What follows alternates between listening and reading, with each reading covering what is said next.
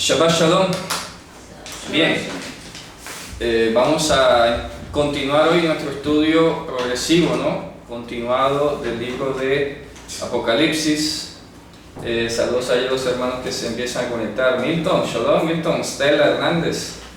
Bueno, bien hermanos, vamos a ir directo al capítulo 2 y vamos a hacer algunas consideraciones previas, ¿de acuerdo? Porque este capítulo ha sido interpretado de diversas maneras, tanto por el catolicismo como por el cristianismo, y de repente pues todo indica que han desconocido o han dejado de lado algunos aspectos importantes. Aquí tenemos básicamente unas dos señales, ¿verdad?, que se van entrelazando, una de un dragón, una de una mujer. El catolicismo por su lado ha estado diciendo todo el tiempo que esa mujer es María, ¿de acuerdo? Y bueno, se pierde ahí en sus explicaciones. En la cristiandad pues no se dice mucho, se dice de repente que sí, que es como Israel, pero como un Israel histórico que no tiene nada que ver con nosotros hoy. O de repente piensan que ese es el remanente, y bueno, ahí como que no hay mucha claridad. Y respecto al dragón, surge ahí un subtema, y es que en algunas denominaciones cristianas se ha venido enseñando casi siempre que Miguel, el que figura allí, es Jesús. Entonces eso también vamos a ver si lo tocamos así por encima, ¿no? Porque la verdad pues aquí no tenemos necesidad de discutir eso, pero de repente los hermanos que van a ver el vídeo o los que nos vayan a ver por acá, de repente han lidiado con eso, se van a enfrentar a esos argumentos, Shalom, y pues hay que tener unas pistas, ¿no?, básicas y fundamentales para esto. Bien, vamos a ir al capítulo 12 de Apocalipsis, 12:1, y vamos a ir revisando pues aquí aspectos literarios, aspectos de estructura, de fondo, de contexto. Dice, y una señal grande. Cuando dice la palabra señal, en griego sale semion o simion. Voy a tratar de ir escribiendo las palabras aquí para que nuestra hermana sofista tenga la ortografía. Puedo ver así, simion, ¿ok? Póngale con este acento circunflejo acá. Dice simion mega. Cuando dice simion, sí, señal, pero acuérdense que hemos hablado al principio que es un símbolo. De ahí viene la palabra simbología, simanim, en hebreo simán. Esta palabra parece ser que influyó al hebreo simán, ¿de acuerdo? Y se utiliza hasta el día de hoy en hebreo moderno. Simán es simbolizar, lesamen, simán. Apareció un gran símbolo, deberíamos decir, no señal, sino más exactamente símbolo. Apareció un símbolo grande, fue visto, ofte, dice en griego, en el cielo, ¿verdad? Una mujer que estaba, ¿qué?, recubierta, dice que alrededor, estaba como envuelta, ¿de acuerdo? ¿De qué? De sol. Y la luna estaba debajo de los pies de ella, y sobre la cabeza de ella una corona de 2 estrellas. Listo, vamos a dejarlo hasta allí. ¿Qué pasa? Pues ya cuando se menciona la palabra mujer, como decía ahorita, algunos lo han tratado de tomar literalmente, pero vamos a ver que efectivamente algunos ya pasajes de los profetas mostraban a Israel como una mujer parturienta, ¿ok? Porque aquí dice el verso 2, y estando preñada clamaba con dolores de parto y sufría tormentos o angustia por parir. ¿Dónde encontramos una referencia casi idéntica a esto? Vamos a ir a Isaías 26:17, por favor. Vamos a ir desde el 16. Isaías 26:16 en adelante. Isaías 26, hoy el pasaje está bastante cargado de Isaías. Isaías 26. Sí, Isaías 26 desde el 16 en adelante. Tú has Hashem, en la tribulación te buscaron, derramaron oración cuando los castigaste. Sigue. Como la mujer encinta cuando se acerca el tiempo de dar luz, gime y da gritos en sus dolores. Así hemos sido delante de ti, oh Hashem. Correcto. Ahí está mostrando a Israel como una nación que pare, que tiene dolores de parto, como una mujer que gime, Está en trabajos de parto, ¿cierto? Bien, vamos a ver otra situación parecida que se encuentra en el 66.7.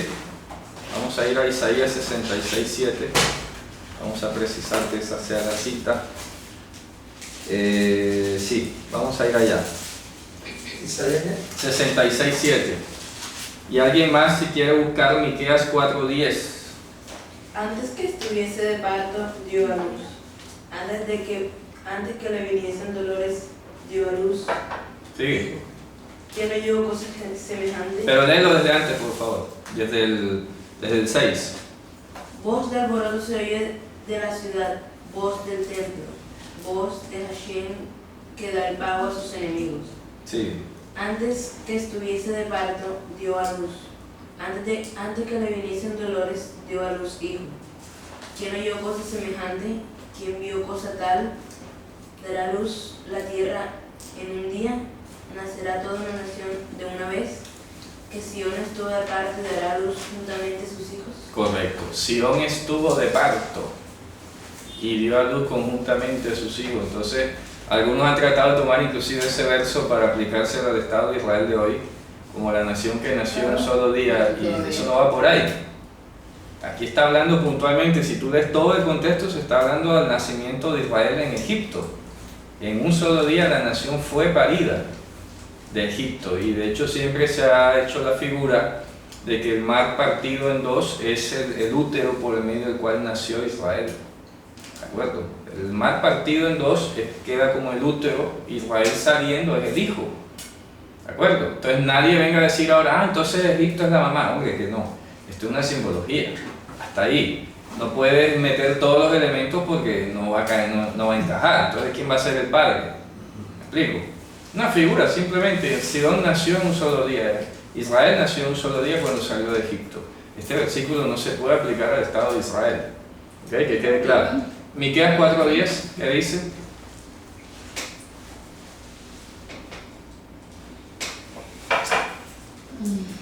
Miqueas 4.10. Shalom, hermana Leti, Ana, Almanza. Sí. Duélete y gime, hija de Sión, como mujer de parto, porque ahora saldrás de la ciudad y morarás en el campo y llegarás hasta Babilonia. Allí serás librada, allí te redimirá Hashem de la mano de tus enemigos. Correcto. Bien, estamos viendo nuevamente un testimonio bíblico de que Israel sí es vista en la Escritura desde tiempos antiguos como una mujer que pare, como una mujer que gime. Entonces, aquí estamos viendo que ella está cubierta del sol. Fíjense ustedes que el sol, ya lo hemos dicho en otras ocasiones, representa a Hashem. Y habíamos visto inclusive un pasaje en Zacarías capítulo 3, ¿se acuerdan? Donde dice que yo seré a Jerusalén como muralla de fuego. Creo que está en Zacarías, si mal no recuerdo. Yo seré a Jerusalén muralla de fuego. No sé si alguien de ustedes lo puede buscar allí, o los hermanos que están por acá en el Facebook compartiendo.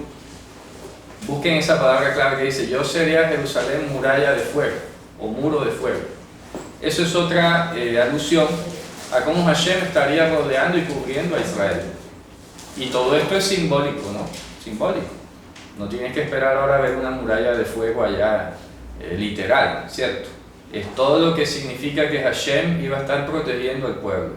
Entonces vemos una mujer que está preñada y que está a punto de parir, que está vestida de sol y que tiene la luna, ¿verdad?, debajo de los pies de ella.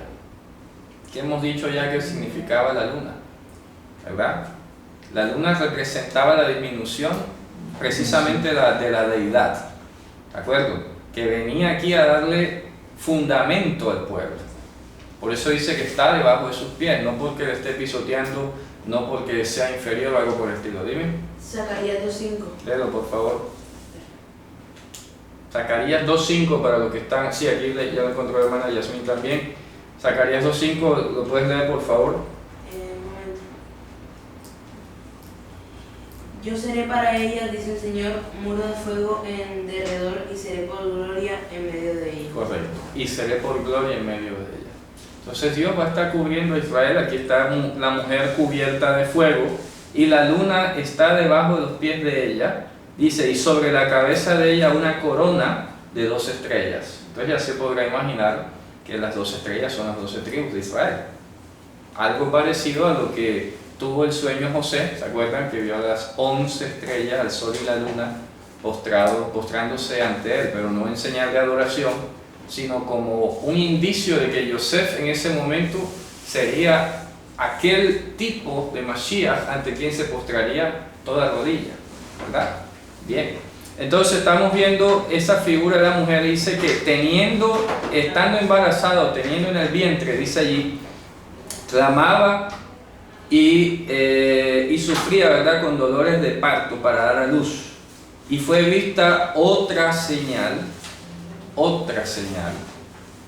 Cuando dice otro símbolo, no es que sea una cosa distinta de otro ámbito, sino que está en el mismo sentido. ¿Okay? Otro símbolo en el cielo. Y aquí un dragón grande. ¿De qué color?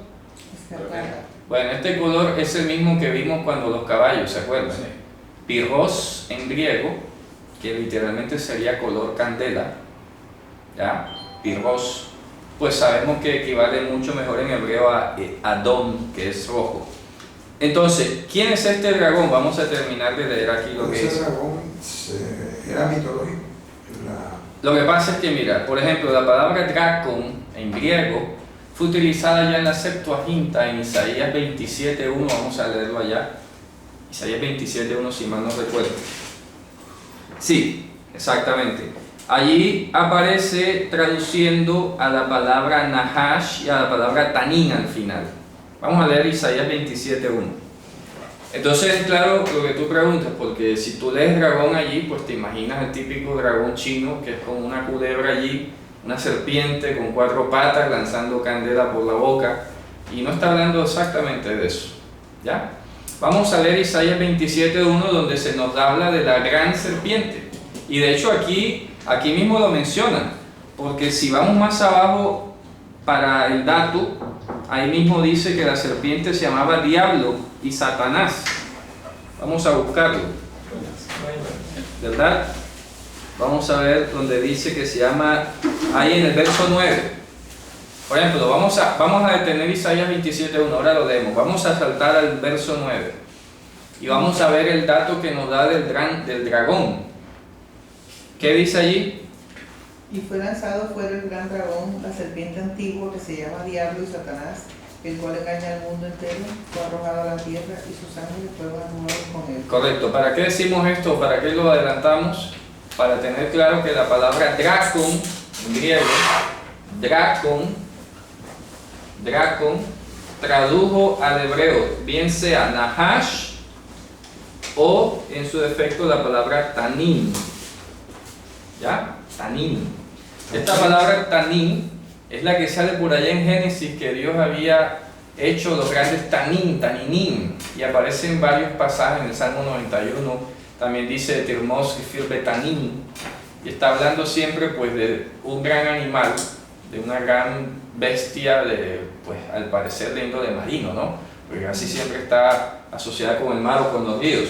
Entonces, dracon no hay que imaginarse el dragón chino. Hay que imaginarse simplemente una serpiente, como dice aquí, la serpiente antigua, o el tanín hebreo, que es un animal que no se ha terminado de identificar en realidad.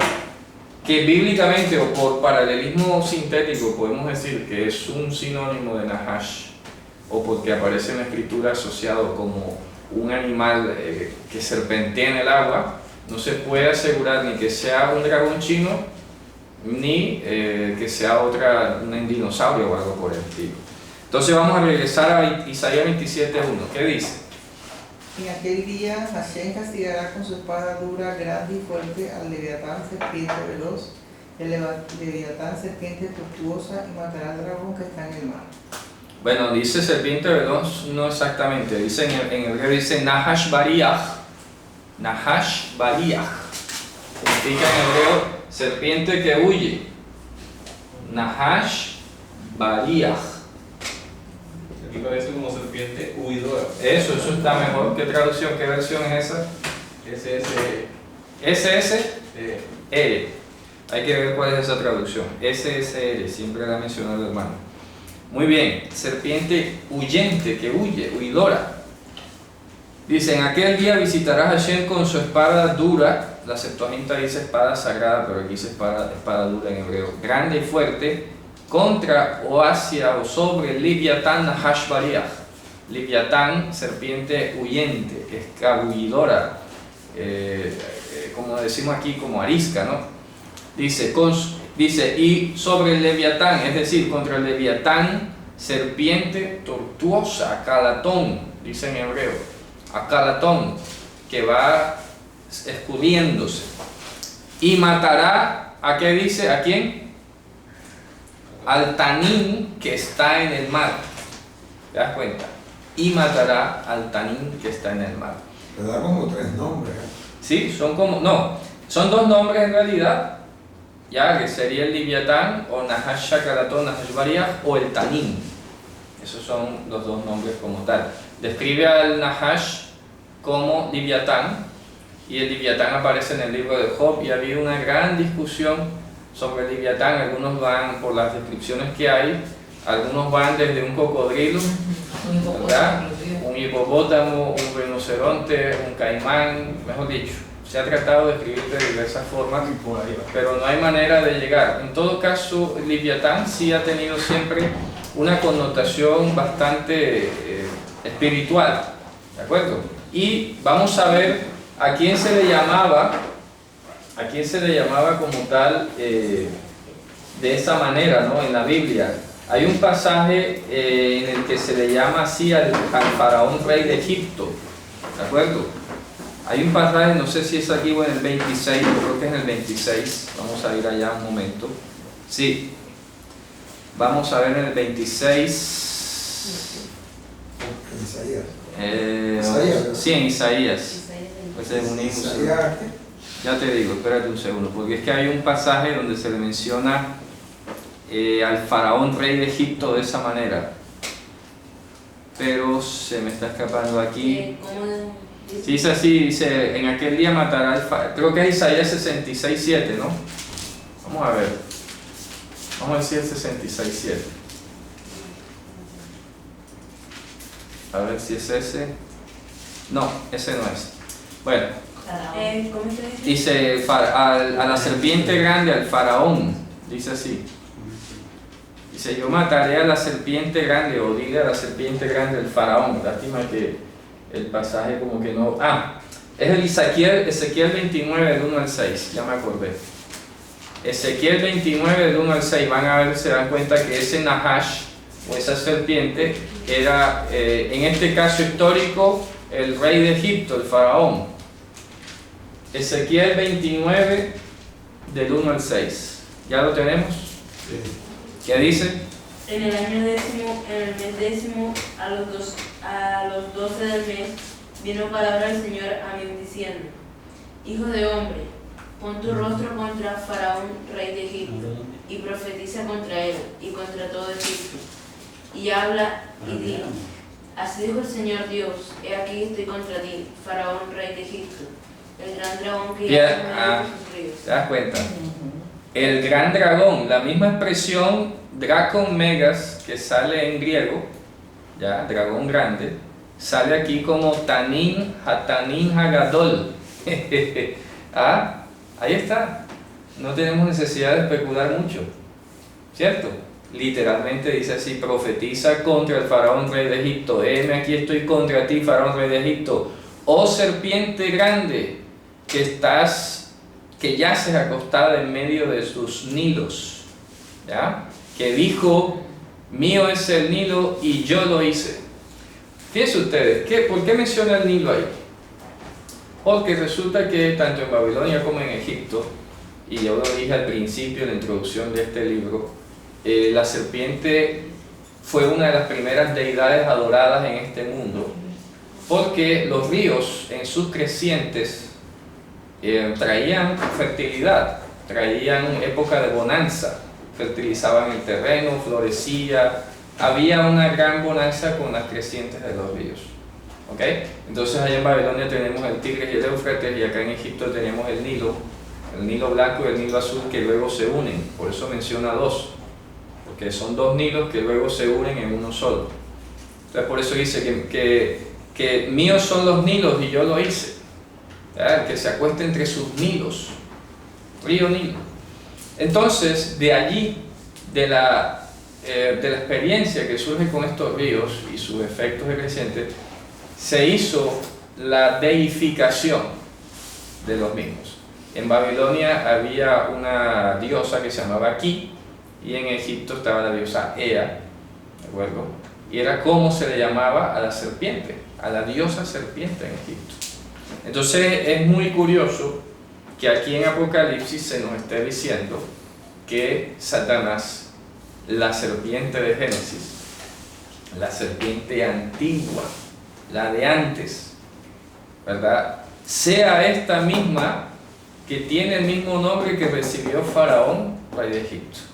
¿Sí me hago entender? En pocas palabras, el Dios que gobernaba al mundo en la antigüedad, sea en Babilonia o en Egipto, era el mismo, Satanás. Entonces vemos cómo aquí, evocando a lo que simbolizó Egipto para el mundo antiguo de Israel, también nos lo está diciendo ahora con revelación espiritual para nosotros, porque ya nuestra lucha no es contra ningún país, no es contra ningún gobernante. ¿Contra quién es nuestra lucha? Contra las potestades de maldad, contra el gobernador de las tinieblas, contra el príncipe de este mundo. Entonces, ¿en quién estaba representado el mundo en esta época de Ezequiel? En Egipto. En la época después de Nabucodonosor, Babilonia. Y hoy entonces, ¿en quién está representado Satanás? No vamos a señalar un país, porque ese es el error que muchos cometen a veces, pienso yo, cuando interpretan Apocalipsis. Entonces se les olvida que esto es símbolo o es maqueta, como hemos estado viendo, de lo que pasó aquí, para que entendamos lo que debe ocurrir hoy. Y por eso aquí dice, oye, este es un gran símbolo. ¿Ya? ¿Sí estamos ubicados? Vamos a releer otra vez entonces Apocalipsis ahora desde el versículo 3. ¿Qué dice? Otra vez, vamos a leerlo. Y fue vista otro símbolo en el cielo. He aquí un Tanin Adom, ¿sí?, un animal de estos que ya hemos mencionado, que es símbolo de Egipto. ¿Y qué simboliza Egipto? El pecado, la estrechez. De hecho, esta sección de Ezequiel es la Haftará de hoy, de este Shabbat. ¿Sí se caen en cuenta? Sí. Entonces, mientras en la Parashá Dios, en esta de Shabbat, vamos a ver y a recordar cómo Dios hizo juicios contra Egipto y sus dioses, que es indirectamente o simbólicamente un juicio contra Satanás, ¿cierto? Aquí está diciendo de que había una señal y un gran Tanín. ¿Pero qué es Tanín? Egipto. ¿Y qué es Egipto? La angustia, la dificultad del pecado. Y en últimas, ¿de quién es el pecado? De Satanás. Entonces es obvio, ¿no? Apenas obvio. Dice que tenía 7 cabezas y 10 cuernos, y en sus cabezas 7 diademas. Bien. Resulta que ya la misma escritura en otro lugar, más adelante creo que lo vamos a ver ahí en el 13 o más abajo en otro capítulo, vamos a especificar esto más adelante, ya se nos dice que las montañas, las cabezas son montañas o viceversa, ¿ya? Hay un intercambio entre cabeza y montaña, colinas, montañas. ¿Pero qué son las montañas? Son símbolos del poder, símbolo de los cultos paganos, de los cultos idólatras. En todo lugar alto, dice la escritura, te prostituiste, ¿sí o no? Se lo dice Israel.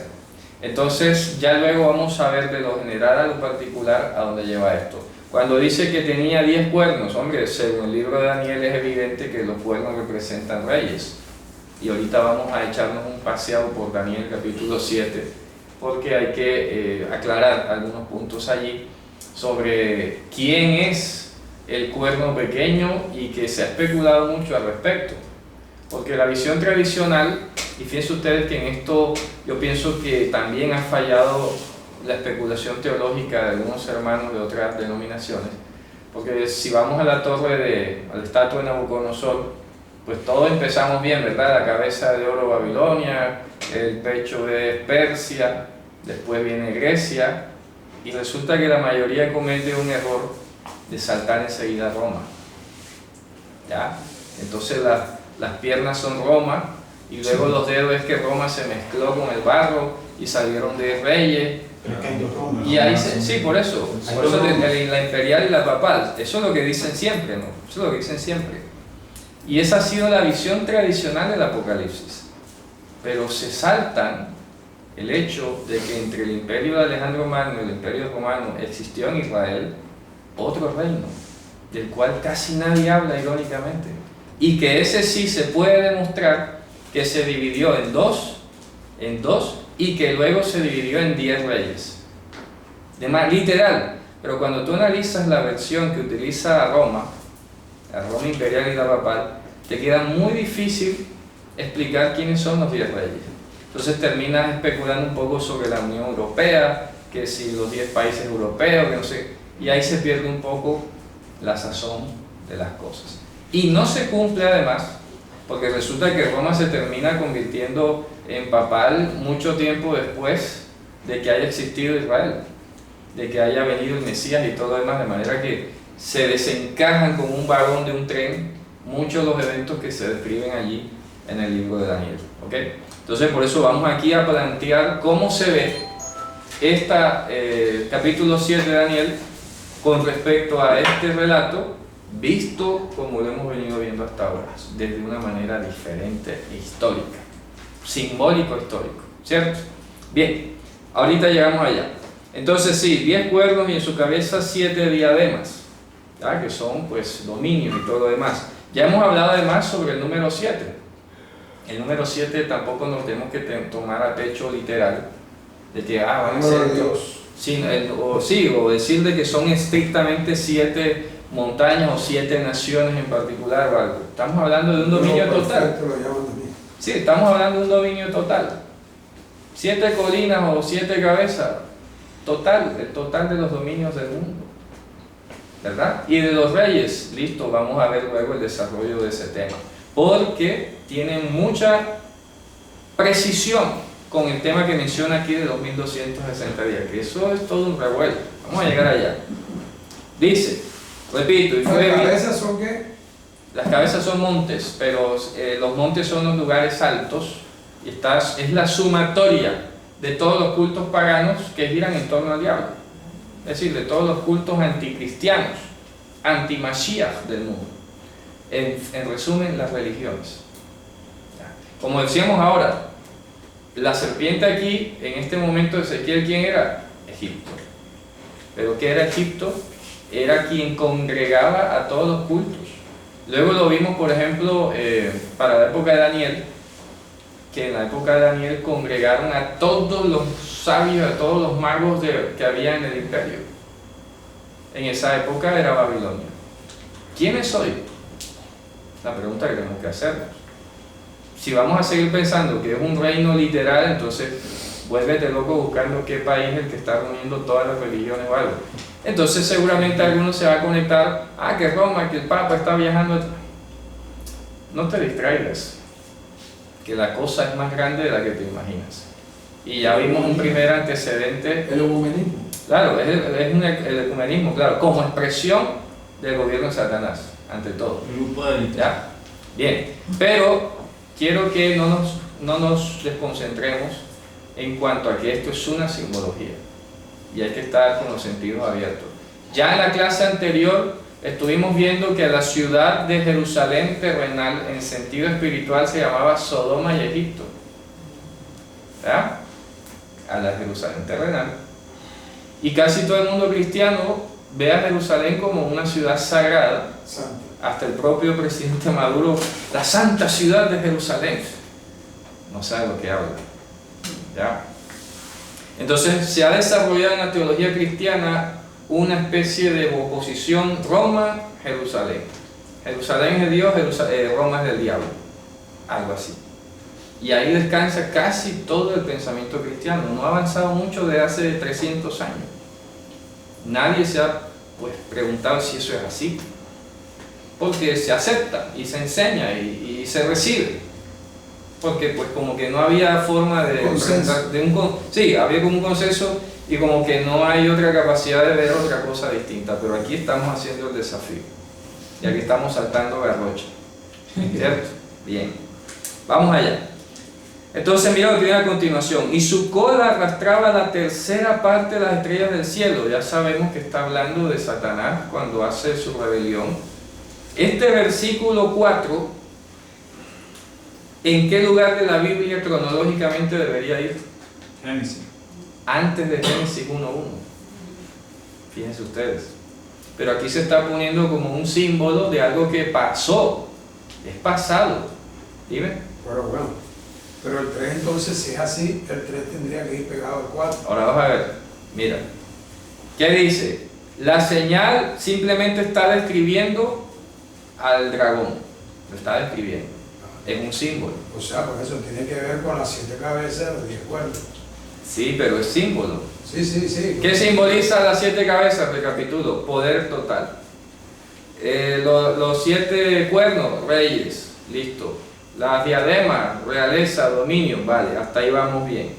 Ahora, ¿qué pasa? Que esa concentración absoluta del poder se está describiendo a continuación como aquel responsable de haber arrojado. Mal recorrido. Sí, exacto. Aquel Ahora responsable. comenzó arrastrando. Es correcto, es correcto. Exacto. Como Va de atrás hacia de adelante. atrás, de adelante hacia atrás. Eso es, correcto. Vale.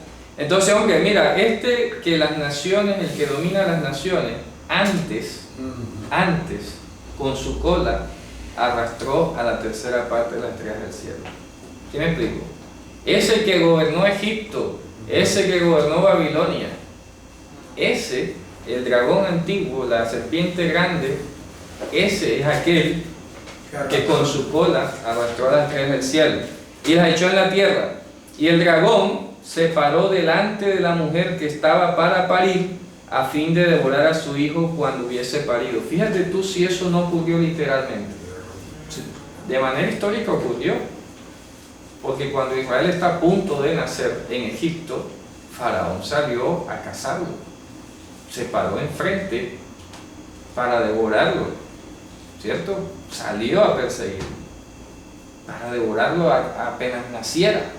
Pero Ahora, en el sentido figurado tiene que ver con Mashiach. claro, Porque dice que mandó a Herodes a matar todos. sí, también se produjo algo a nivel micro, ¿verdad? Entonces, ¿qué dice aquí? A fin de devorar a su hijo cuando hubiese parido. Pues recuerda que de Egipto llamé a mi hijo. Sí, pero vamos a recapitular eso que yo una vez lo mencioné aquí, porque de pronto no todos se acuerdan. ¿Qué dije yo al respecto? Porque aquí algunos se estarán preguntando, bueno, ¿y quién es la mujer? ¿Cierto? Yo lo expliqué aquí hace como 4 clases atrás, pero para los que no estuvieron o no se acuerdan, vamos a recapitularlo. Resulta que hemos hablado que la mujer es la nación de Israel. Ahorita hemos leído ya varios versos cómo Israel es descrita como una mujer parturienta, ¿cierto? La mujer es la nación de Israel. Entonces, ¿quién es el hijo? Si decimos que Israel salió de Egipto, está como confusa la cosa. Para que no se confunda. La mujer es la nación de Israel. Entonces, ¿quién es el hijo? El remanente fiel. Ojo. El hijo es el remanente fiel. ¿Ok? Fíjense ustedes. Eso aquí lo explicamos, creo yo, cuando vimos lo de Isaías. Sobre la mujer, la virgen. He aquí la virgen parirá y dará a luz un hijo. Si tú te vas al contexto histórico, efectivamente, y no erran los judíos, no yerran cuando dicen, no, es que la mujer allí, Immanuel allí es el pueblo de Israel. Hombre, sí tiene cierta razón. Porque la mujer que menciona Isaías capítulo 7, en principio histórico, sí es la nación de Israel. Y el hijo Immanuel, ¿ok? Mira usted, la nación de Israel. Y el hijo es Immanuel. Immanuel, que significa con nosotros está Dios. ¿Ok? Ese es el hijo. ¿Quién es Immanuel en Isaías? Immanuel en Isaías es el remanente fiel de Israel. Así. Entonces la nación, la mujer, nace de Egipto, pero ella está preñada, lleva por dentro, ¿a quién? A un hijo, que es el remanente fiel. De manera que Satanás, más que estar interesado en acabar con el pueblo hebreo o la nación en general, lo que busca es acabar el remanente al fin y al cabo. ¿Sí o no? Porque el que no es de Mashiach es de Satanás. ¿Sí o no? Así de simple. Entonces, el Hijo en Isaías, históricamente, Immanuel, es el remanente fiel de Israel. Y luego entendemos que el escritor del Evangelio hace un ¿qué? Un pesher, ¿cierto? Es decir, este relato histórico, además de aquello que dijo en este momento, también se aplica para lo siguiente. Vamos de lo general a lo particular, ¿cierto? El pesher. Entonces, ¿qué hace el escritor del Evangelio? Hombre, dice, y se toma esta palabra a nivel micro. Hombre, una virgen concebirá y dará a luz un hijo y llamará su nombre ¿cómo? No le dice Immanuel. ¿Ya? Hubo una polémica, para que sepan ustedes, una polémica por allá en el siglo III, el siglo II y siglo III, creo que es de Marción, o alguno de estos que fueron llamados herejes después, porque él sostenía de que el Mesías del Evangelio no tenía nada que ver con el Mesías de los judíos. Porque él basaba su razón en decir de que estaba profetizado que el Mesías de los judíos se llamaba Immanuel, y resulta que el Mesías de los cristianos era Yeshua o Yehoshua. Entonces, como él no vio que a Yehoshua le pusieron Immanuel, entonces dijo, esa no es profecía que tenga que ver con nosotros. Hasta allá llega la creatividad humana. ¿Ya? Hasta por allá. Fíjense ustedes, alguien en el siglo III tuvo esa idea y cualquiera la puede tener hoy. Un judío dice hoy, no, eso no es ninguna profecía sobre el Mesías. En cierto modo, si lo vemos así, tiene razón. Pero claro, le tiene que ser revelado el pesher, ¿cierto? Es decir, hombre, mira, tú sabes lo que es un pesher. Hombre, un pesher es que un texto histórico de una realidad histórica concreta es utilizado luego de manera proporcional, de manera particular, hacia alguien en quien está sustentado ese remanente fiel. ¿Ya? Allá te mostraron el remanente y toda la escritura, Dios actuaba por causa del remanente. Isaías lo dice, ¿verdad? Si la descendencia de Israel fuese como las arenas del mar, tan solo el remanente será salvo. Y el profeta Jeremías también hoy dice, Si el Señor no nos hubiera dejado un remanente, habríamos sido como Sodoma y como Gomorra. ¿Ya? Imagínense ustedes. Entonces habla de lo general a lo particular. Si en todo el pacto de los antiguos, la Torá y los profetas y los escritos se habló de la nación, el Evangelio es la noticia de la venida de aquel en virtud del cual el remanente fue sustentado. Eso es básicamente. ¿Sí me hago entender? ¿Ya? El Evangelio te está diciendo, oye, ¿te acuerdas de ese remanente fiel? Bueno, ahora te vamos a hablar de aquel en quien fueron escogidos o en quien creyeron o mostraron fidelidad, aquel remanente histórico de Israel. ¿Me estoy haciendo entender? ¿Sí? Ahora estamos hablando de Mashiach.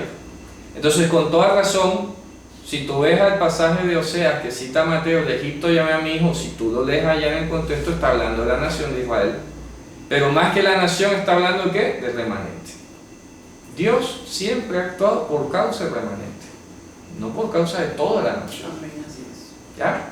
En todos los tiempos ha sido así. Es por causa del remanente. Siempre. Immanuel, el remanente fiel de Israel. Históricamente es así. Luego, proporcionalmente, si vamos al fondo del asunto, es Mashiach. ¿Sí? Indirectamente o simbólicamente es Mashiach. Por eso inclusive el Talmud enseñaba algo. ¿Por qué la Torá o Dios enseñó que hizo un solo hombre o una sola mujer? Para enseñarte que si salvabas un solo hombre, salvabas al mundo entero. ¿Ya? Es una equivalencia de proporcionalidad. En este caso, salvar a todo el remanente de Israel en el pacto de los antiguos era símbolo de la salvación que iba a traer a través de una sola persona. Así de simple. La justificación de Mashiach, la resurrección de los muertos de Mashiach solo equivale hoy en él simbólicamente a la resurrección de todos los fieles de toda la antigüedad desde que la humanidad existe. ¿Ya? Levantar a Mashiach hoy entre los muertos equivale a haber levantado a todos. ¿Ya? Haber homologado o garantizado el que todos los demás se levanten en el mundo venidero, en el día del juicio. Amén. ¿Cierto? Bien. Entonces, ¿qué dice aquí? Y ella parió un hijo varón, un varón, así dice, el cual había de regir a todas las gentes con vara de hierro. ¿Dónde dice eso? Salmo 2. Léalo. Dice, tú los regirás con vara de hierro, los destrozarás como taza de alfarero. Así lo dice. Se reirá de ellos. Claro. Entonces dice, y su hijo, ¿verdad? Y su hijo en particular fue arrebatado para Dios, es decir, a su trono. Así dice literalmente. Ahí no dice para Dios y su trono. No, para Dios, es decir, su trono. Para Elohim. ¿De acuerdo? Y la mujer huyó al desierto, aquí donde viene el tema histórico. Y la mujer huyó al desierto donde tiene lugar aparejado de Dios para que allí la mantengan 1260 días. Interesante. ¿Ya? Si tú lees esto como una sucesión cronológica que nos pasó el Shabbat pasado, ¿se acuerdan? Que el hermano no terminaba de entender todavía con el tema de los dos testigos, los dos olivos y eso que vimos. En este caso, si tú lees esto y la mujer huyó al desierto como un evento que va a ocurrir después de que el Mesías fue llevado al cielo, nos perdemos. ¿Sí me hago entender? ¿Ya? La cláusula del verso 5 es simplemente un paréntesis, pero no debe ser un evento que anteceda histórica o cronológicamente al versículo 6. ¿Sí me hago entender? O sea, como si estuvieran una vez afirmándolo. El futuro, lo que va a pasar, pero sigue el relato histórico luego. Oye, esa Sí, mujer... como relato. Es correcto. Oye, esa mujer y en el futuro iba a venir un hijo que iba a subir, bueno, esa mujer luego huyó al desierto, donde habían sustentarla por 1260 días. ¿Dónde aparece esa expresión? Nos tenemos que ir necesariamente al libro de Daniel. Vamos a ir a Daniel capítulo 7. Vamos a leer el versículo 7 y luego el 19 en adelante. Y ahí vamos a encontrar justamente la expresión tiempo y la mitad de un tiempo. O sea que el 4 se debe pegar con el 6. Es correcto, es correcto. Vamos a ir a Daniel. Y mira lo que pasa aquí, que es muy interesante. Me pasé toda la tarde leyendo amenamente sobre esto. Bueno, Daniel está viendo aquí unas visiones, ¿verdad? Ve unas bestias, 4 bestias, una diferente de la otra, una como león, etcétera, leopardo, todo lo demás. Y luego dice en el versículo 7, después de esto, fíjate tú, después de esto, pero no es una cosa distinta. Después de esto no es como otra cosa aparte, ¿no, hombre? Después de esto es como un paréntesis de lo que ya dije. ¿Ya? Porque él ve 4 bestias desde el principio. Entonces el verso 7 dice, después de esto yo miraba en las visiones de la noche y aquí la 4ª bestia espantosa y terrible y en gran manera fuerte, que tenía unos dientes grandes de hierro y devoraba y desmenuzada y las sobras hollaba con sus pies y era muy diferente de todas las bestias que habían sido antes de ella y tenía 10 cuernos. El ve 4 y luego se detiene y hace zoom, amplifica la 4ª. Vamos a hablar de la 4ª bestia. Dice que tiene dientes de hierro. ¿Qué significa la expresión tener dientes de hierro? A ver, dientes de hierro. Fácil, que cobra mucho impuesto. Eso es, que pone tributo. Dientes de hierro es que pone mucho tributo, que devora el pueblo. De hecho, la palabra neshech, que es tributo o pago de un impuesto, viene del verbo nashach, que es morder. Entonces, tener dientes de hierro quiere decir que pone mucho impuesto. Ya, son modismos hebreos, son modismos antiguos. Tiene dientes de hierro. Y dice que tenía 10 cuernos. ¿Ya? Viene aquí el comentario. Hay 4 bestias. ¿Cuáles son las 4 bestias? ¿Ya? Casi siempre se recurre al mismo argumento. Babilonia, Persia, Grecia y Roma. ¿Ya? Casi siempre se suele hacer ese tipo de argumento, de asociación. Pero resulta que aquí se están olvidando del 4º imperio que existió entre Grecia y Roma, que fue el de los Seleucidas y los Ptolomeos, que de hecho, si vamos a la estatua de Daniel, vemos que son 2 piernas, ¿ya? Son 2 piernas. Entonces ya nos vamos apartando del concepto tradicional de que sea una Roma imperial y una papal, y estamos viendo más bien que el imperio Seleucida y el imperio Ptolomaico fueron 2 imperios derivados de Grecia, perfectamente derivados, y que luego vamos a ver cómo se mezclaron y vamos a ver de dónde estos reyes, de dónde salen, estos 10 reyes. Literales, literales, esto no es especulación, se puede entender y se puede comprobar históricamente, ¿vale? Bien, entonces dice, mira que dice el verso 8, estando yo contemplando los cuernos, o sea los 10 cuernos, he aquí que otro cuerno pequeño, fíjate tú, esto es puro dato espectacular, historia. Está viendo 10 cuernos de esta bestia, que equivale a las 2 piernas allá de la estatua. Dice, subí entre ellos un pequeño cuerno, y delante de él fueron arrancados 3 cuernos de los primeros. Y aquí este cuerno había como ojos de hombre, y una boca que hablaba grandezas. ¿Qué significa que esa bestia tenía como ojos de hombre? ¿Ya? Significa que el ojo no es de ella, por ejemplo, como ojos de hombre, el ojo no es de ella. ¿Qué significa que el ojo no es de ella? Significa que él no iba a ver, este cuerno no iba a ver por sus propios medios, sino a través de otro. ¿Sí me hago entender? Tiene como ojos de hombre, claro, no son de animal, es de otro, no son de ella. ¿Qué significa? Que va a ver a través de otro. En pocas palabras, a nivel histórico, equivale que este rey iba a ser montado no por él mismo, sino por otro. ¿Sí me hago entender? Este cuerno iba a ser rey no por sus propios medios, sino puesto por otro. Tengan eso claro ahí. Entonces dice, y una boca que hablaba grandezas. Bien, de allí hace un paréntesis y retoma luego en el versículo 19. Vamos a saltar hasta el 19. Entonces tuve deseo de saber la verdad acerca de la cuarta bestia. Tenía el tema con la cuarta bestia.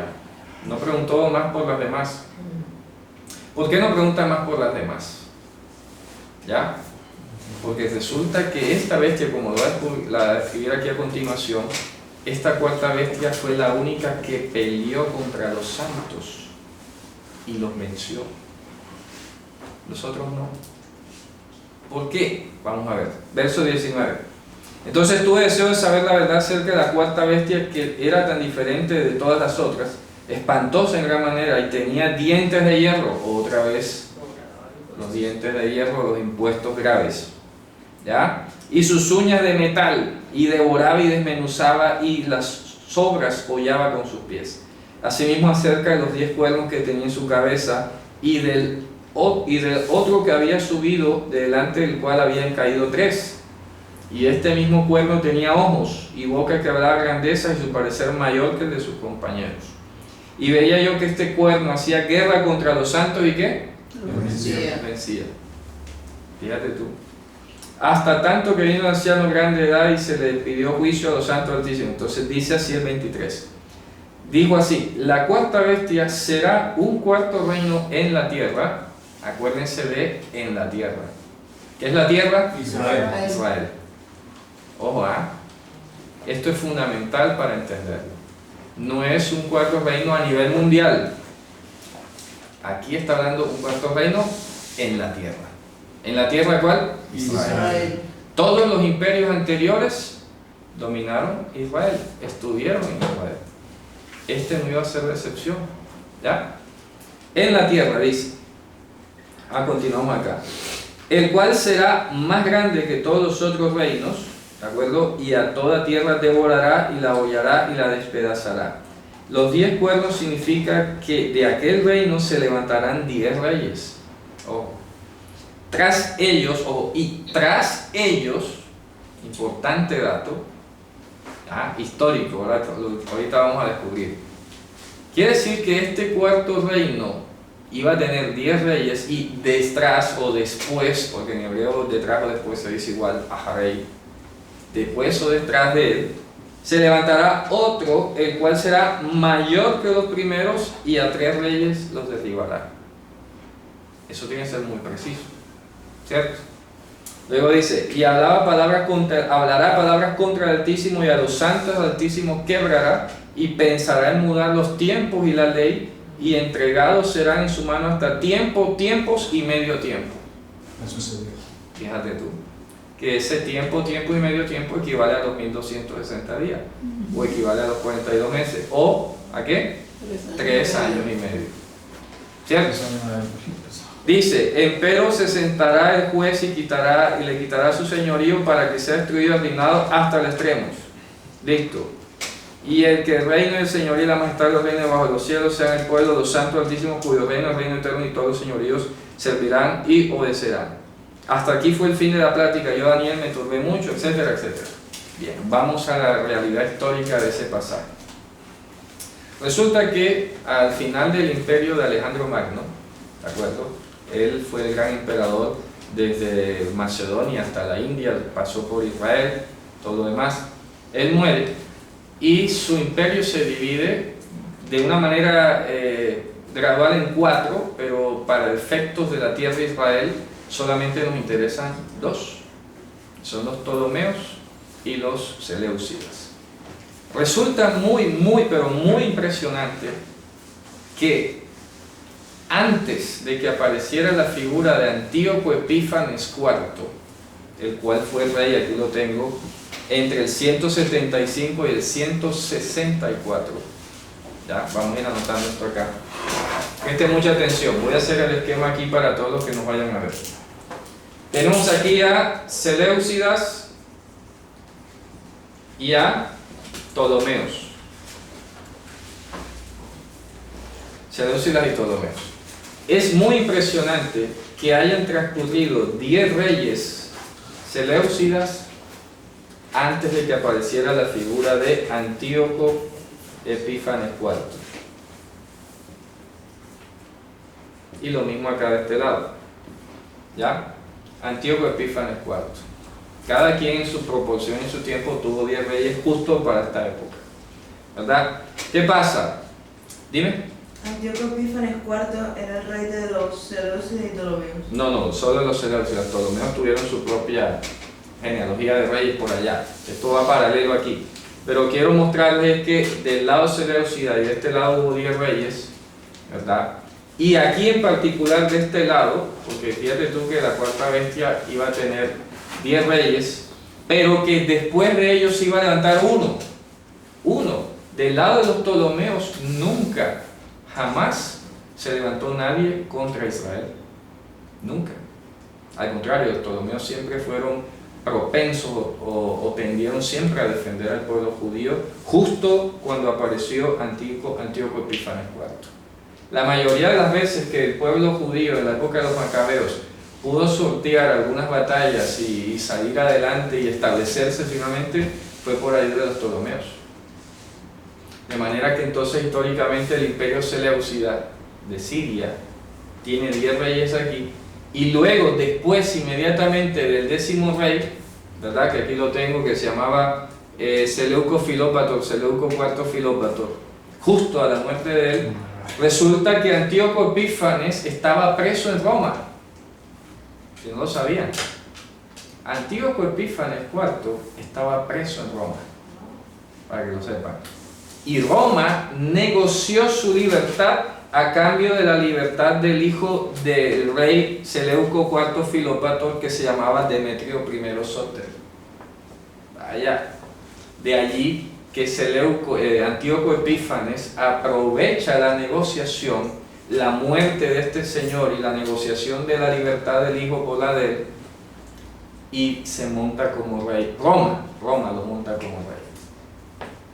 Para que se den cuenta, por eso dice que tiene ojos de hombre, como ojos de hombre. Ojos como de hombre. ¿Por qué? Porque no son los propios. Él no llegó a ser rey por sus propios medios. Él no miró por su reino. Fue puesto. Los romanos lo pusieron ahí estratégicamente, porque les interesaba desviar el curso de la sucesión de los reyes de Siria, para que luego en el futuro se produjera lo inevitable. Roma iba a terminar conquistando a los Seleucidas. Fíjense ustedes. Y hubo lucha. Imagínense ustedes, estamos hablando del año 100, él reinó desde el 175 al 164. ¿Ya? Roma lo trae y lo pone allí en Siria estratégicamente.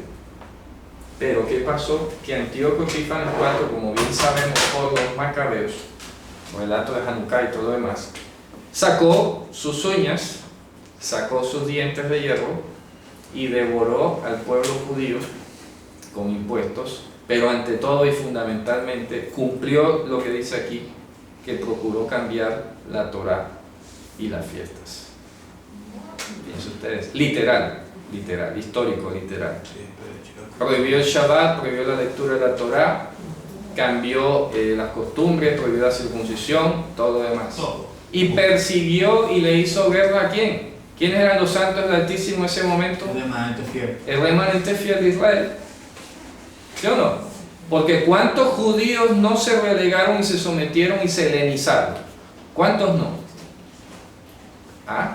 Entonces no era un genocidio al estilo Hitler como para matar a todos los judíos. No, él vino a hacerle guerra ¿a quién? A los santos. Sí, porque a todo el que se helenizaba, venga, bienvenido. Le ponía su coronita de laureles y venga, usted es uno de los míos. Pero todo el que se oponga al cambio que estoy introduciendo aquí en Israel, le voy a dar espada. ¿Ya? Y fíjense ustedes que cuando él viene, él justamente derroca, hace una conspiración, porque él derroca a otros 3 reyes que eran de los sucesores del antiguo rey que había en Siria. O sea que eso se cumplió literalmente. Literalmente. ¿Ya? Y no hay necesidad de estar especulando hacia el futuro. No, que 10 naciones europeas, que 3 se van a voltear, que no sé qué. Ya eso pasó. Siempre pasó. ¿Explico? Y estamos viendo literalmente cómo esta cuarta bestia produjo un cuerno pequeño, tuvo 10 reyes literales, ¿ya? Y produjo un cuerno pequeño que le hizo guerra literalmente contra los santos altísimos, los destruyó y todo lo demás. Entonces, ¿qué estamos viendo? Vamos a volver a Apocalipsis. ¿Se ha quedado claro esto? ¿Sí? ¿Se ha entendido? ¿Ya? Entonces, claro, como tenemos de pronto a veces el chip tradicional de pensar que todo es con Roma, de que Roma es... Yo no estoy defendiendo a Roma. O sea, aquí no me interesa defender a ningún país, ni a ningún culto, ni nada. Estamos defendiendo simplemente la visión óptima de las cosas. ¿De acuerdo? Sí, lo que opinen que sea Roma, hombre, pues sí, es su opinión, puede ser. Pero resulta que aquí tenemos una serie de evidencias con nombres propios, históricas, que ha ocurrido en la tierra de Israel. Porque es que Roma nunca... Fíjense ustedes, los romanos echaron a los judíos en el año 135, pero en todo el tiempo que estuvo Roma en Israel, nunca cambió los tiempos y la ley. Eso es un dato a tener en cuenta. Ojo. Nunca, en presencia del pueblo judío, Roma nunca cambió los tiempos y la ley. De hecho, fíjense la tirada de bolas que tenía Pilato con Herodes, ¿verdad? No, eso es jurisdicción tuya. No, yo no soy judío, eso es de ustedes allá. Ellos respetaban eso. Oye, te acordamos que para Pascua tú no soltabas a un preso. Sí, es verdad, claro. ¿A quién quiere, Barrabás? Bueno, respetaba todo eso. Nunca, Roma, nunca trató de cambiar los tiempos, ni la ley, en ese momento histórico, en la tierra de Israel. O sea, son esas variables que hay que tener en cuenta. ¿Ya? Hay que tenerlas en cuenta. Otra cosa, además, que a veces se enseña un poco así, como tendenciosa y poco objetiva, es que el emperador Constantino, ya en el siglo IV, cuando él aparece en la historia, ya no estamos hablando de la tierra de Israel, ya no estamos, todavía existe la Roma imperial.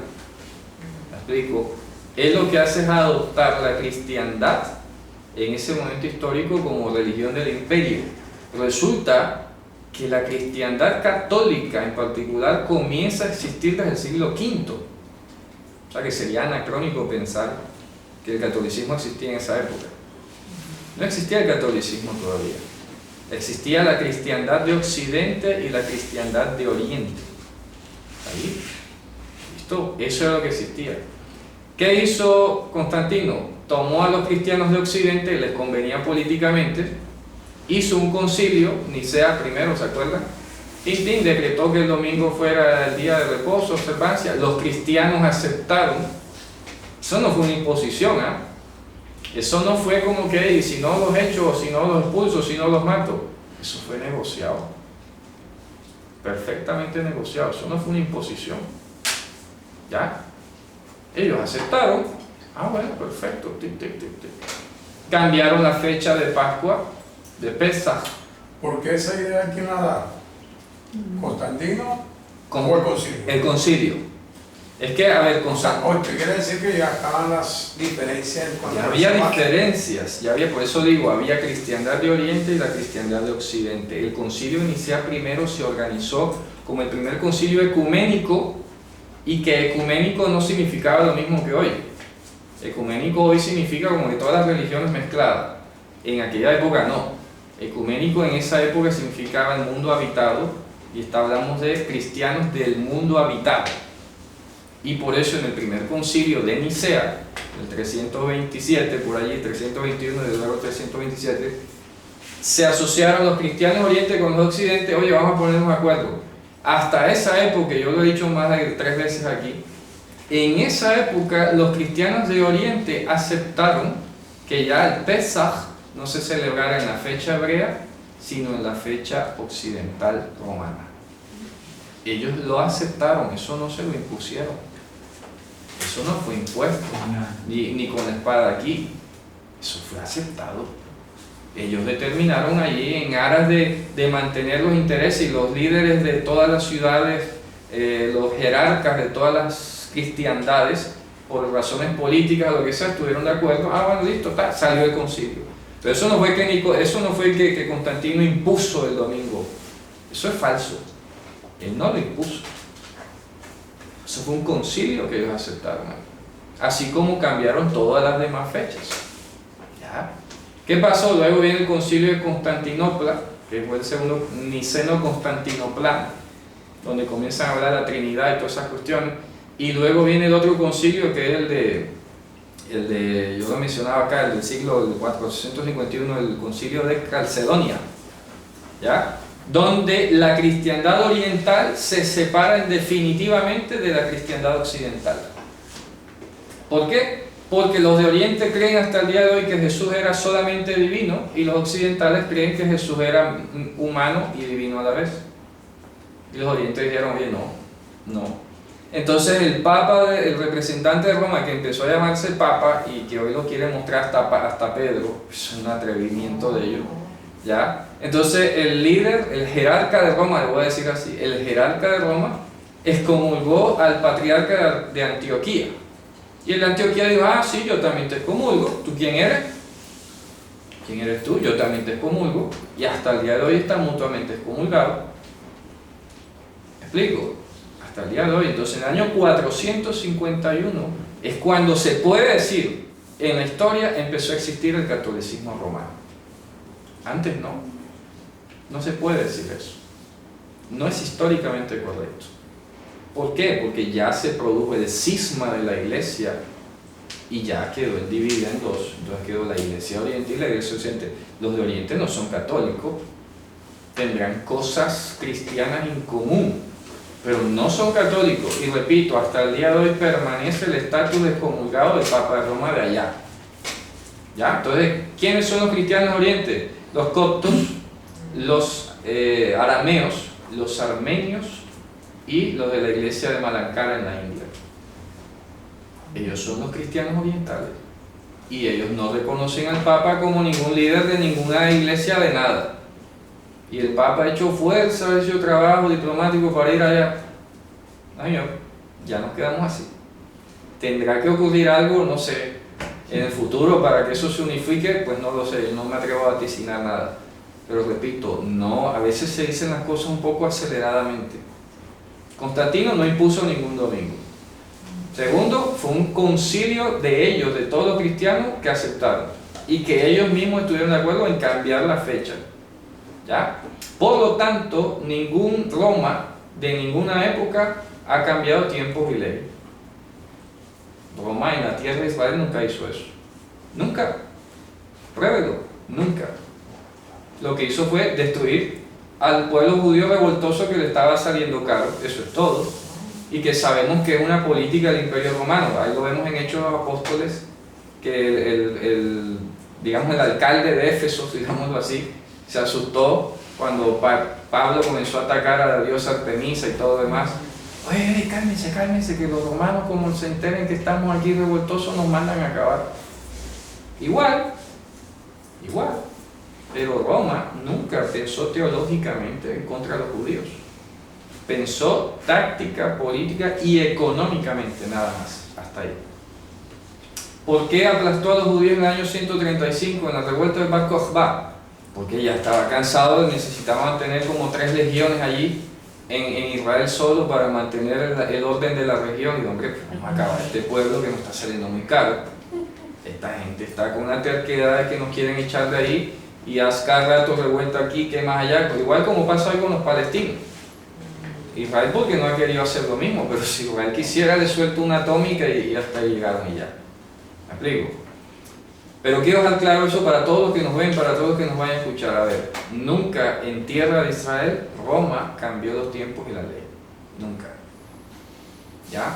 Nunca luchó en contra de los santos del Altísimo en la tierra de Israel. Nunca. Y de hecho, ¿qué hizo nuestro Señor? Que dijo, oye, cuando vean a Jerusalén rodeada de ejército, ¿qué? Emigren.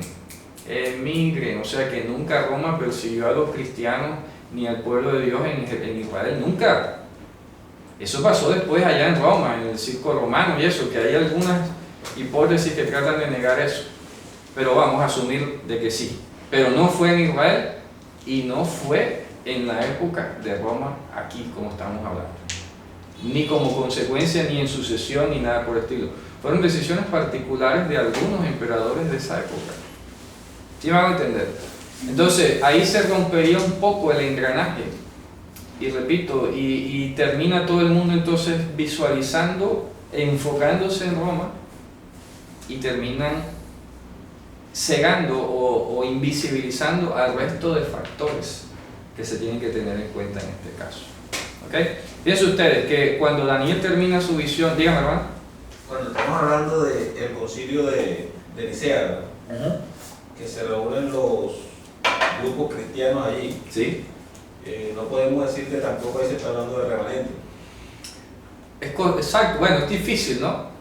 Es difícil porque son grupos cristianos. Hombre, para mí, ¿qué te puedo decir? Si ese concilio, supongamos, ese primer concilio de Nicea, aprobó o tuvo a bien tener imágenes, pues eso no es ningún remanente. Sí, o sea, ¿Sí me hago entender? ahí lo que se aprobó prácticamente fue contra la Torá. Es correcto. Y ellos mismos, no bajo presión de ninguna cosa. Constantino, que le interesaba tener el gobierno en calma, dijo, hey, pero ¿por qué no vamos a hablar y hacemos algo y fijamos una doctrina? Pero eso no fue impuesto a espada, ni fue que él dio la orden. El mismo concilio solito determinó eso. Claro, porque si vemos el concilio de Jerusalén, Totalmente diferente. Totalmente diferente. Totalmente diferente. Entonces, repito, en tierra de Israel, Roma nunca atacó al remanente fiel, ni a los santos del Altísimo, ni nunca cambió los tiempos, ni nunca cambió la ley. Nunca. Pero la Iglesia Católica sí asegura que ellos cambiaron la ley. No, Y eso, en eso- la enciclopedia. Sí, pero ojo, repito. Sí lo aseguran. No, a ver. Es que estamos hablando del concilio. Lo que pasa es que, a ver, por eso estamos haciendo la lectura histórica. Según el catolicismo, Pedro fue el primer papa. O sea, Pero ellos no existían. pero eso no puede ser. Porque ellos no Digo, existían. eso no existía. Entonces tú no puedes afirmar, no, que es que los católicos dicen, hombre, sí. En el concilio más bien hay que decir, porque es que, ojo, hay que decir históricamente y de manera correcta y precisa que los 3 de los 2 primeros concilios, Niceno Constantinoplano, fueron aceptados por ambas cristiandades. De manera que lo que dice el catolicismo romano igual lo puede decir el cristianismo de Oriente. ¿Sí me hago entender? ¿Ya? ¿Me hago entender? O sea, que eso no es que el católico afirme, no, es que el cristiano de Oriente también afirma, los 2 primeros concilios. Ya en el de Calcedonia se partieron. Entonces, si a partir del siglo V, cuando empieza, repito, para mí, de una manera muy tajante lo digo, la forma más correcta de decir que empezó a existir el catolicismo a partir del siglo V, no de Constantino. Y ya encontraron ya eso así. Entonces, ya en el siglo V, cuando se dividen, hombre, que de ahí en adelante el catolicismo haya seguido trastocando la Torá y pisoteándola y cambiando la ley y todo, hombre, ya eso es otra cosa. eso es otra cosa, y que así fue al mundo y así lo impuso al mundo, eso es distinto.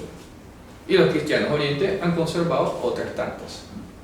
Pero otra cosa es que ellos tampoco nunca han tenido la ley, entonces Exactamente. no han cambiado nada. Sí, no han Solamente cambiado han nada. aprobado cosas de ellos. Es correcto. ¿Sí me van a entender? Shalom. Entonces, todas estas variables puestas en perspectiva, repito, cambian la lectura de una manera radical. Porque, repito, siempre se ha afirmado como un ABC de Constantino, Roma, catolicismo, cambio, etcétera, etcétera. Y así no es. Así no es. ¿Ya?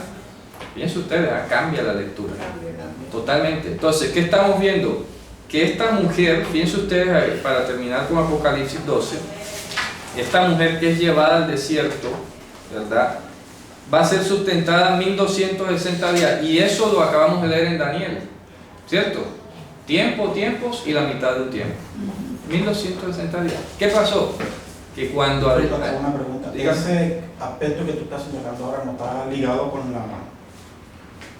la cuestión de la edad, la época de la Edad Media, la persecución a los santos del Altísimo. Es que estamos hablando que la profecía de Daniel es en la tierra de Israel. ¿Sí me van a entender? En la tierra de Israel. Porque ya si vamos a hablar de la Edad Media, aunque sí, en todo, pues, ha habido persecuciones todo el tiempo. Ahora mismo hay persecuciones en la Porque Biblia. según sé eso, por ejemplo, la cuestión que tú decías con relación a la salida de la Iglesia Católica, sé que fue a partir del año 538. La Iglesia Católica surge como tal. El 451, el Concilio de Calcedonia, 451. Por eso, pero todavía no estaba totalmente formada ni registrada. Ya de ahí en adelante existe del el 500 en catolicismo. adelante es Claro. cuando surgió esa cosa. Sí, sí. Pero entonces lo que señala la historia de la época antigua habla acerca de la persecución de los santos del Altísimo en ese sentido. La época de la Edad Media, cuando del 538 hasta 1778 se dio esa persecución. Pero es que es otro tema como complicado, porque entonces, ¿qué ocurre? Que se está solo focalizando a esa generación como los santos del Altísimo nada más. ¿Sí me van a entender? Entonces ya pierde su valor universal. Porque entonces, ¿quiénes son los santos del Altísimo? Aquí, los santos del Altísimo en Daniel están ligados a la Torá y a los tiempos. Los cristianos de la Edad Media no guardaban Torá ni tiempo. ¿Sí me van a entender? Son aspectos que sí, pareciera que coinciden, pero si tú vas al detalle, no. ¿Ya? Persecuciones sigue habiendo hasta hoy. Pero es que aquí estamos hablando de un hecho histórico en el que esta bestia, este cuerno, cambiaba los tiempos y la ley, y los santos del Altísimo estaban ligados a los tiempos y la ley. ¿Ya? De manera que eso hoy es difícil decir que siga ocurriendo. Ni antes. Porque tenían que ser los santos del Altísimo observantes de los tiempos y la ley. ¿Sí me van a entender? Pero es que ya ningún cristiano en el mundo entero, desde el siglo V, o mejor, desde el 320 y pico, ningún cristiano ya no guardaba ninguna ley ni nada. De hecho, de ahí se comenzó a partirse. Sí, de ahí comenzó a separarse. Entonces, es por eso que te estoy diciendo que allí los cristianos de esa época, si no guardaban ninguna Sí, ley, sí. entonces ellos podían aprobar cualquier cosa. Cualquier cosa, sí, exacto, Entonces, no. correcto. Y que de hecho lo triste es que los de Oriente, que se evidencia que observaban esto, entraron en concilio a cambiarlo. Fíjate tú. Por ahí me encontré hace poco en un escrito de, ¿cómo se llama este señor? Juan, se me va el nombre, es un personaje nefasto, vivió entre el Crisóstomo, Juan Crisóstomo, ya me acordé. Búsquelo ahí en Wikipedia rápidamente y lea. Juan Crisóstomo decía en sus homilías: oye, es que me he enterado que algunos de nosotros todavía aquí como que persisten en observar esas nefastas y enfermizas fiestas judías. Quisiera erradicar esa enfermedad de la iglesia en este momento. Bendito. ¿De qué época es esa? El 380 y pico al 412. Estamos hablando del siglo IV. Recién. Fíjense ustedes. Prácticamente los que llegaron al concilio fueron gente que buscaba era eso, precisamente buscaba acabar de la iglesia, erradicar cualquier, Exacto. cualquier raíz. Tanto de Oriente como Occidente. ¿Por qué? Porque era políticamente inconveniente. Porque eso era ligarse con el pueblo judío, había un vestigio de una rebelión judía, eso podía significar aplastar a la iglesia, aplastar a la cristiandad. Oye, mejor como que nos separamos. Fíjate tú, ¿por qué se produciría técnicamente el hecho de que Pablo escribiera la carta a los romanos? Porque los romanos fueron expulsados de Roma, los judíos fueron expulsados de Roma Y pareciera que los gentiles allá, oye, sí, ustedes allá y nosotros acá. ¿Cierto? Para que no nos vayan a perseguir a nosotros. Entonces, y por eso es que Pablo dice, oye, pero ¿cómo que usted va a decir ahora que las ramas han sido cortadas y ustedes ahora son el nuevo Israel y la nueva iglesia? Pero un momentico, eso no es por ahí. O sea, que falta de delicadeza. Ahora como están persiguiendo al judío, entonces ahora tú no eres judío y no, eso no es conmigo. Y si ahora observaba el Shabbat, bueno, yo ahora me cambio domingo y no ha pasado nada. Por eso aquí cité la carta de Justino Mártir y de Clemente, que supuestamente ya a finales del siglo I ya hacían misa, y tú te vas a comer ese cuento. Qué increíble. ¿Sí me van a entender? O sea, y es un documento histórico. Y este señor escribe y dice, se supone que Clemente está ahí, mejor dicho, como que le lavaba los platos a Juan en el de Apocalipsis. Está ahí pegado, es como... Y ya dice, no, el emperador Pío, creo que se llama, una cosa así, sepa que los domingos nos reunimos y partimos el pan y decimos la homilía. Y sabe que es falso documento. Y yo, ¿cómo va a ser eso posible? O sea, leando. El documento... Sí, ellos lo citan, los católicos Sí, lo citan está. para sustentar la misa. Claro, ellos lo citan. Entonces, ¿cuándo se impuso eso? Si ya él dice que los cristianos se reunían en esa época. Y son llamados los padres de la iglesia. Y son los padres de la iglesia. ¿Ya? Entonces, repito, vamos a ir concretando. Lo que está mencionando aquí es que la mujer iba a ser sustentada 1260 días, ya eso pasó. Ya eso ocurrió. No tenemos que esperar a que ocurra. O sea que es difícil ahora mismo, históricamente, o después de aquella época, es muy difícil, porque aquí está hablando de reunir Israel. todas las variables, exacto. Es que aquí está hablando de Israel. Sí, está hablando de De Israel. acá en adelante, en la historia que estamos hablando, después de Juan, es muy difícil coger y poner a Israel Sí. en el puesto como si fuera aquí esa Sí. mujer de la que se está hablando. Correcto. Sí, porque entonces para rematar, si fuese el Estado judío de Israel, ellos no reconocen al Mesías, no son parte de... Tampoco es. Ya, por ahí no va. Entonces no hay Por ahí no va. Entonces la mujer fue llevada al desierto para que la tuvieran allí en 1260. ¿A dónde iba? Cuando Antíoco Epífanes IV emite los decretos, la rebelión de los judíos contra Antíoco, ¿cuántos años creen que pasaron? 3 años y medio. ¿Ya? En el año 167, a mitad del año 167, arrancó la revuelta de Matityahu, ¿verdad? El sumo sacerdote Hashmonai, luego vino su hijo Judas, luego vino el otro, y cuando se terminó la guerra, en el otoño del 164, 165, 164, 3 años, 3 años y medio, ¿ya? Ahí pasó. ¿Qué pasó? Que fíjate tú que dice Daniel que ese rey iba a ser derrotado y que el reino iba a ser dado a los santos del Altísimo, y así fue. Porque cuando cayó Antíoco Epífanes IV se estableció automáticamente un reinado judío que duró un siglo, que fue el de la dinastía Hashmonea, desde el 164 hasta el año 63 a.C., ¿ya? Cuando ya llegó a Roma y pues puso y cambió las cosas otra vez. En cuanto a reino, ¿no? Pero no se metió con el pueblo judío y sus leyes. No hizo como hizo este cuerno pequeño de Antíoco Epífanes IV. Fíjate tú. Y ya de ahí la historia se comienza a diluir. Y fíjate tú que Daniel cerró hasta ahí llegó la conversación. No profetizó más, porque ya todo eso pasó, hasta ahí llegó. Y ahora lo que nosotros tenemos que captar de esta imagen es que ese poder mundial que trató en antiguas épocas de devorar a la nación, al remanente fiel, hombre, ese viene dado de aquel que fue arrojado del cielo, que en épocas pasadas ya hizo un intento de cambiar los tiempos de la ley, y tanto que el cristianismo a veces enfatiza, es que cambió los tiempos de la ley, y yo no veo ningún cristiano volviendo a observar los tiempos de la ley. Eso es lo extraño, ¿ya? Hacen parte del reinado que Hacen parte del reinado, sí, porque entonces ¿por qué la cristiana no celebra Pascua, panes sin levadura, Shavuot, Yom Teruah, Yom Kippur? ¿Por qué no lo hace? Si se supone que esa es la obra del poder que cambió los tiempos y la ley.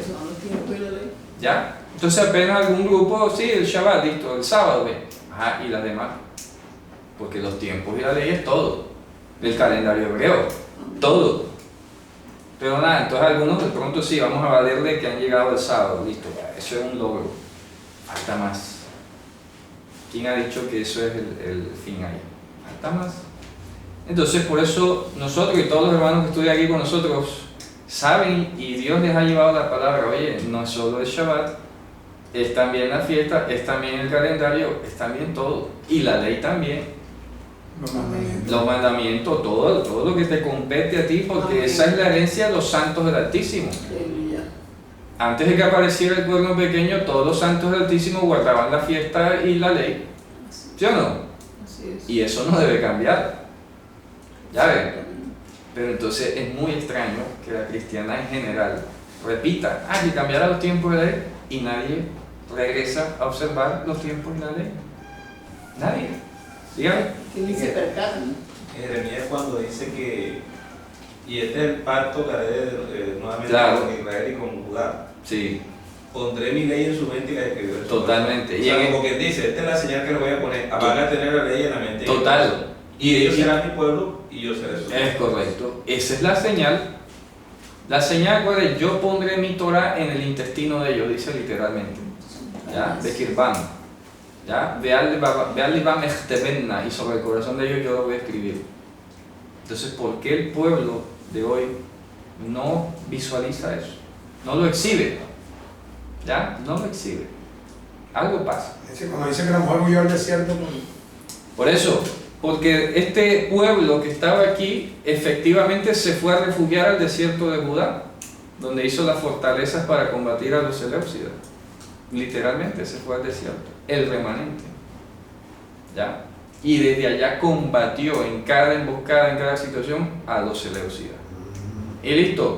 ¿Qué pasó después? luego pasa, dice que hubo una gran batalla. Eso, entonces ahí se acaba ese relato. Pareciera que en simultánea, ¿qué? No es simultánea, ni es antes ni es después. ¿Ya? O sea, antes sí, pero no después. Lo que viene en el versículo 7, fíjate tú, eso es antes de Génesis 1. Eso no es después en ninguna parte de la historia. ¿Ya? Eso es un hecho de otro paréntesis. Oye, en conexión con esa bestia que fue arrojada, te voy a explicar por qué fue arrojada. ¿Ya? Cuando se trajo la tercera parte de las estrellas del cielo. Te voy a explicar, aquí un paréntesis, por qué fue arrojada. Hombre, que hubo una gran guerra allá en el cielo, ¿verdad? Mijael y sus ángeles lidiaban contra el dragón y lidiaba el dragón y sus ángeles. Mijael es uno de los primeros príncipes. Así está escrito en el libro de Daniel. La palabra arcángel no existe en hebreo. La palabra arcángel no existe en hebreo. ¿Y griego? En griego sí. Pero resulta que la palabra arcángelos en griego fue utilizada para traducir el hebreo Ahat Asarim Arishonim, uno de los primeros príncipes. ¿Ya? Ahí.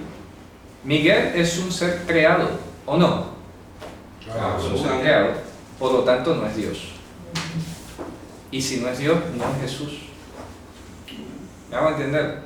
Porque a veces ha surgido esa triangulación como que Miguel es Jesús. No, porque Miguel es un ser creado, es un ángel, es un mensajero, es uno de los primeros príncipes. No dice el único príncipe. Hay varios, igual hay. Hay varios como él, ¿ya? Y en este caso, en el otro que se menciona es ¿cómo es el otro que se menciona? Gabriel. Eso es otro de los primeros príncipes. Y, repito, al ser Mijael un malaj, un ser creado, evidentemente no es Dios. Sí, porque entonces tendríamos que llegar a la conclusión entonces de que un ángel puede perdonar pecado. Algo así, exactamente, y no se puede. Solamente Dios es creador. Eso es mejor dicho, Dios es Dios porque es creador. Amén. Punto. Y por eso Mashiach es Dios, no es una criatura. No fue creado, a ninguno de los ángeles le dijo, tu trono, oh Dios. ¿Verdad? Es de ti, antes de que la tierra existiera ya tú eras Dios y todo. Eso no se lo dio nunca a ningún ángel. Sencillo, porque Él es Dios. Mashiach es Dios, no es un ángel. Entonces aquí Miguel es un ángel más que está peleando, líder del ejército, etcétera, lo echó a Satanás. No prevalecieron ni su lugar fue hallado más en el cielo y fue lanzado aquel dragón, la serpiente antigua que se llamaba Diablo. La palabra diablo es griega. Y diablo en griego tiene una etimología un poco oscura, pero hasta donde se sabe, y cito aquí al Kittel, diablo según Kittel apela como que al que succiona o al que destruye, en griego, la raíz diablo, ¿ya? Dice, es decir, en griego, en hebreo, en arameo más exactamente, Satanás. Satanás. Y ya hemos dicho que Satanás es ¿qué? El que se hace oposición y todo lo demás. Dice, el cual engaña ¿qué? A todo el mundo. Cambia el relato automáticamente, ¿verdad? Dice, fue arrojado a tierra y sus ángeles fueron arrojados con él. Ah, las estrellas, los ángeles.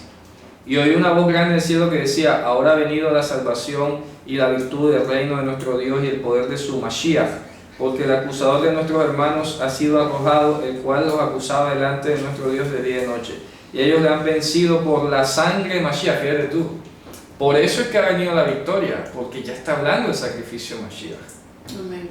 Así que no es que el reino y la victoria hayan venido porque Satanás haya sido echado. No, no, no. El reino y la victoria vienen por el sacrificio de Mashiach. Eso es todo. Y por la palabra de su testimonio, y no han amado su vida, sino que han llevado hasta la muerte.